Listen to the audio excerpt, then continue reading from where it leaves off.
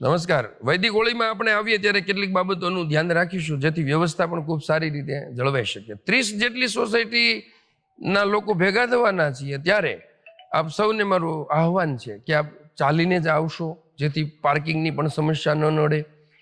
આપણા ચપ્પલની આપણે જ કાળજી રાખીશું. શક્ય હોય તો બેગ લાવવી જેથી આપણે પરિક્રમણ કરતી વખતે ચપ્પલ છે એ થેલીમાં મૂકી શકીએ અને એક જગ્યાએ વ્યવસ્થિત રીતે એમને મૂકી શકીએ. બાળકો હોય તો એમને આપણે સૌ સાથે રાખીશું. ફરીથી ચાલીને આવવાનો આગ્રહ રાખીશું અને શરૂઆતમાં જે પૂજન થશે અને વિષય મુકાશે ત્યારે હોળીનું ખૂબ સરસ મજાનું મહત્વ છે. ઉપરાંત શૌર્ય પ્રદર્શન થવાનું છે. લાઠી દાવથી લઈ અને બહેનો પણ ઘણું શૌર્ય પ્રદર્શન કરવાની છે. એમાં પણ આપણે સૌ જોડાઈશું.